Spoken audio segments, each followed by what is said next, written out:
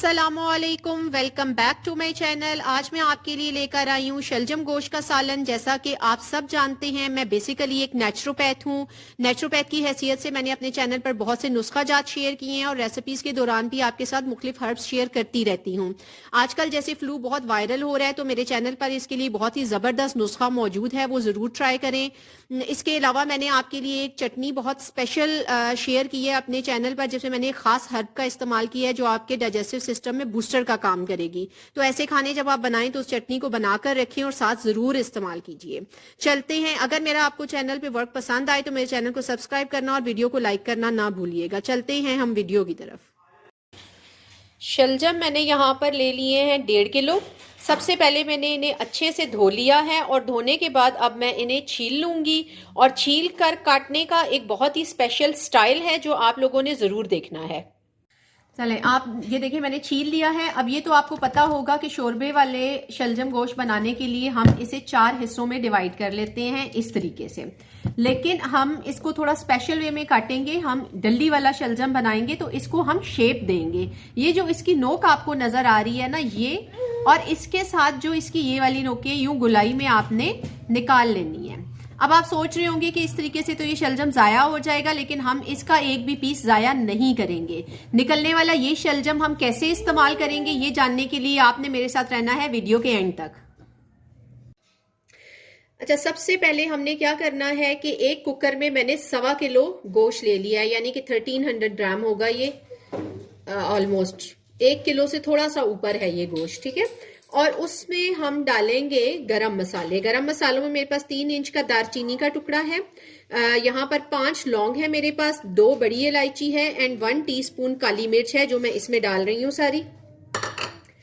8 जवे मैंने लिए हैं लहसुन के, वो भी मैं इसमें डाल दूंगी। 1 प्याज मीडियम साइज का, और जो हमने शलजम को कट करके उसके एक्स्ट्रा पीसेस निकाले थे जो मैंने आपसे कहा था कि हम इस्तेमाल करेंगे, वो हम यहाँ डाल रहे हैं गोश्त में। ठीक हो गया। और साथ ही यहाँ पर 1 टीस्पून सॉल्ट ऐड कर दूंगी मैं, यानी 1 टीस्पून नमक हम यहाँ डाल देंगे।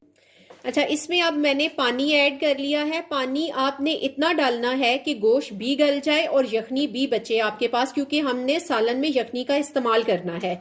तो ये पानी आपने ध्यान से डालना है कि आपका गोश्त 20 मिनट का हम कुकर लगाएंगे, 20 मिनट तक, ठीक है ना। जब आपने इसको चूल्हे पे रखना है ढक्कन लगाकर, और जब आपकी सीटी बजना शुरू हो जाए, यानी ऊपर सीटी चलना शुरू हो जाए, तो उससे लेकर आपने 20 मिनट तक का कुकर लगा देना है इसको। आपका गोश्त मुकम्मल तौर पर, मटन है तो गल जाएगा, अगर बीफ है तो थोड़ा सा ज्यादा आपको लगाना पड़ेगा, 25 मिनट या 30 मिनट का लगाना पड़ेगा अगर बीफ है।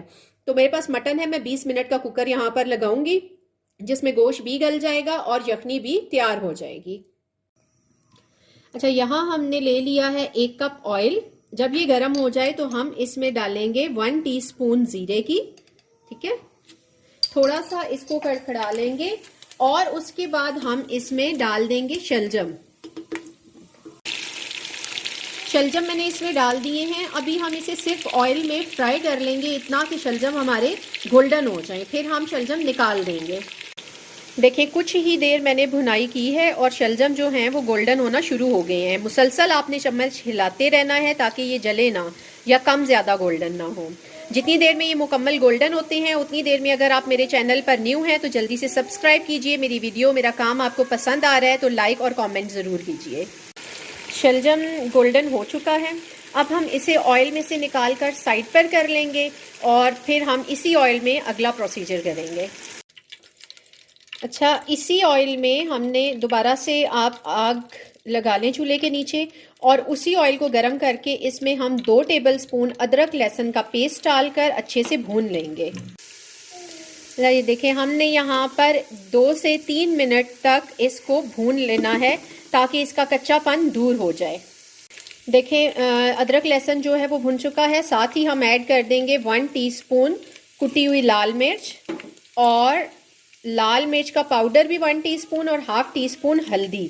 और साथ ही आपने इसमें थोड़ा सा पानी ऐड करके इसको भून लेना है। पानी ऐड करने का मकसद ये है कि आपका मसाला जले ना, अच्छे तरीके से आपने इसकी भुनाई कर लेनी है। अब यहाँ पे मसाला मिर्चें मैंने थोड़ी सी भून ली हैं ऑयल में, और अब मैंने 4 बड़े साइज के टमाटर का पेस्ट बना लिया था ब्लेंडर में, वो मैं ऐड करूंगी और फिर हम इसमें थोड़े और मसाले फिर हम साथ ही ऐड करते हैं। साथ ही हम यहाँ पर 1 टीस्पून नमक ऐड कर देंगे। अगर आपको याद हो तो हमने 1 टीस्पून यखनी में भी डाला था, इसलिए आपने नमक ज़्यादा नहीं डालना, एज पर टेस्ट डालना है आपने। देखें जी, मसाला हमारा रेडी हो चुका है और मसाला भूनने का वो वक्त है जिसमें आपने सही से टाइम लगा के इसकी भुनाई करनी है। मसाला कच्चा नहीं होना चाहिए आपका। जब हम मसाले की अच्छे तरीके से भुनाई कर चुके हैं, यहाँ पर हम इसमें गोश्त ऐड कर देंगे जो हम पहले उबाल चुके हैं। गोश्त हमने इसमें ऐड कर दिया है। अब आपने गोश्त की अच्छे से भुनाई कर लेनी है। अगर आप समझें कि गोश्त नीचे लग रहा है या मसाला जल रहा है तो थोड़ा थोड़ा पानी डाल के आपने इसकी भुनाई करते रहना है। गोश्त में ऑयल में हम गोश्त की भुनाई करेंगे तकरीबन 5 से 10 मिनट। उसके बाद हमने 1 कप दही को अच्छे तरीके से आपने बीट कर लेना है, इसमें डालना है, मिक्स करना है और 2 मिनट के लिए ढक्कन लगा देना है।